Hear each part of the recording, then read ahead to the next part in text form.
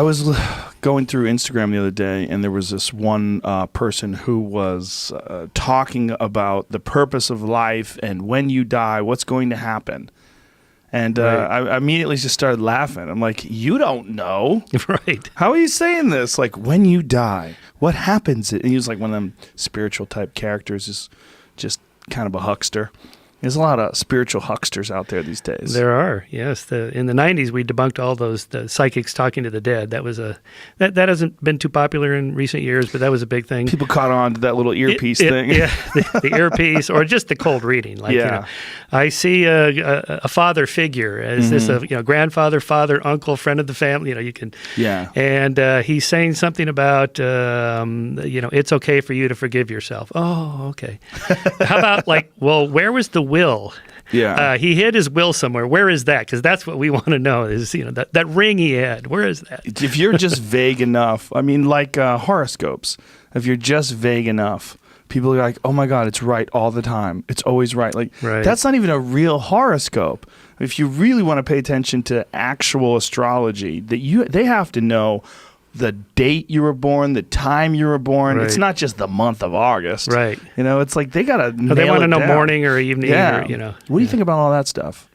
It's all bunk. Is it? Yeah. Why has it been around so long? Because it's called the Barnum effect, where P.T. Barnum, you just offer something for everybody. So if you make it general enough, I sense you're an intelligent, wise person, that people really enjoy your company, and you like going to parties and being with other people, and yet you like the quiet solitude of a walk on the beach. People going, yep, that is so me. Well, I've pretty much described every scenario you can have. You're alone, you're with people.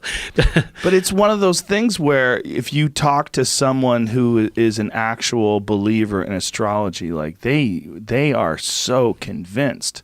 Like, I had a friend of mine who's trying to tell me that he makes all of his decisions based on consulting with his astrologer. Mm-hmm. Well, Nancy Reagan did that for his travel after he was shot. She got real paranoid about that. Well, so part of the problem is these astrologers and psychics are themselves remembering their hits and forgetting their misses, the confirmation bias. Yeah. So I knew a psychic or a magician who was working the Psychic Friends Network. Back in the 90s, when it's hard to make a living as a magician doing kids' parties. They all want to have their own Vegas show, but only a few people get that. So you got to do something on the side. So this guy was doing Psychic Friends Network, and he told me all about it. They gave him a book, a 3-ring binder. Here's the kinds of things you should say. And, people are calling for love, health, money, career questions. So you can spend 20, 30 minutes at $3.95 a minute just going through there. I sense you're in a relationship right now, and one of you is more committed than the other. Tell me about that. 10 minutes later, they're still talking, and you're thinking about travel. You're not happy with your job. There's some financial stress in your life right now.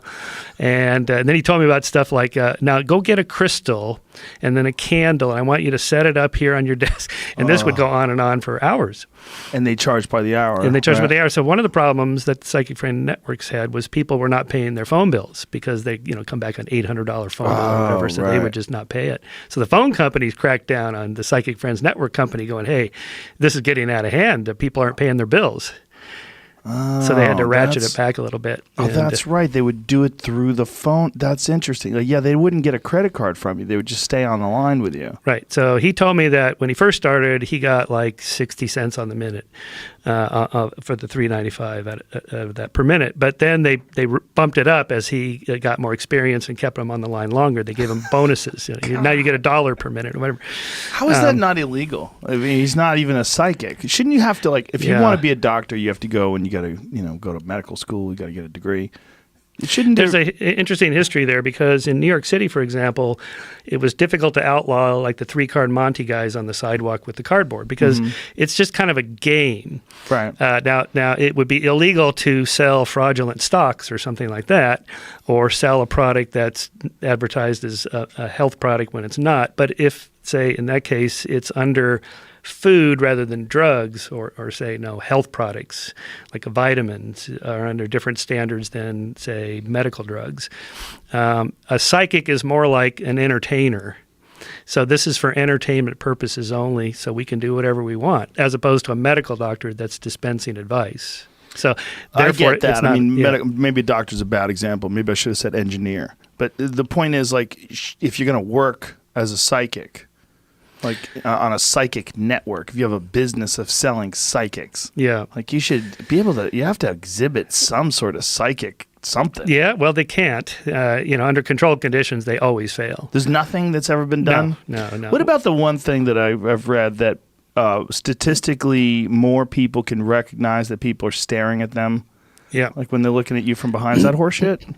Well, it's not been consistently replicated. So is it possible that some people with a certain sensitivity can detect it? Well, so one explanation, the skeptic's explanation, is that if I'm in a Starbucks or something, and I kind of have a sense that people are talking about me, maybe looking at me, and I look, and that catches somebody's eye, and they turn to me, and I think, oh, that person's looking at me. Or vice versa, I'm looking at them, and then they sense something or whatever. So there could be some element of chance to that. Now, the guy that does this, Rupert Sheldrake, he believes that it's actually some kind of like psychic power through the medium. Like when I'm looking at you, something's coming out of my eyes and tickling your neck, so to speak. That's his morphic resonance theory. Morphic resonance. Now, Richard Wiseman, a British experimental psychologist, he's tried to replicate that, and he always fails. And then this other woman, Marilyn Schlitz, she also tried to replicate it, and she was able to replicate some of it.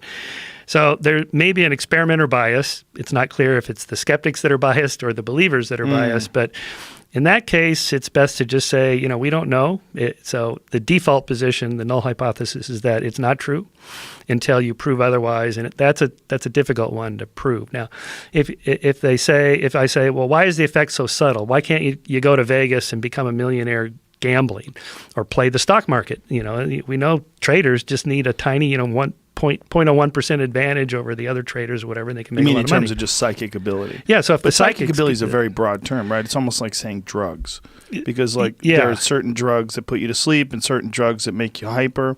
They have very different effects. So saying psychic ability, like maybe you have the ability to see if someone's looking at you, but you don't have the ability to pick the lottery. Right. So the hard part in testing psychics is to pin down what exactly are you saying you could do? Right. And that's where it gets pretty fuzzy. So these, why is it legal for the phone psychics? Because you can't pin them down. If somebody says, look, I'm just giving relationship advice, why is that illegal? If I say, like the Tony Robbins Netflix documentary, I'm Not Your Guru, which is basically I am your guru, he has that moment in this huge auditorium. There's like 3,000 people there, and he gets this woman up on stage, and she's got relationship problems. He says, do you have your phone? She goes, yeah. Take out your phone and call him right now. And he talks her through dumping this guy on stage, on the phone, and he's at work or something. He's like, what? And then she hangs up, and everybody's happy that she did this. Now, is that a good thing or a bad thing? I have no idea. That's great for show business, but what if, so who the fuck? I mean, that seems crazy. Like, how do you know what kind of relationship they really have? Now, you have to talk to both of them, right? Wouldn't you? Somebody I brought this up at an event recently, a party, and somebody said, oh, I know the backstory. His staff had been working the audience, and they knew all about her and the relationship, and it was about to go sour anyway. So we brought her up. It's like, oh, okay, so this is the thing with, you see the psychics on TV, there's a lot of stuff you don't see. They work the audience, they know. People fill out, the faith healers, they fill out prayer cards. Yeah. They put their name and address and their ailment. And then, the faith healers have a little earbud in there, and they're listening to the person in the back reading. Okay, here's the person, they have, glaucoma or whatever, and you hear them calling this out. So there's a lot of that we don't see.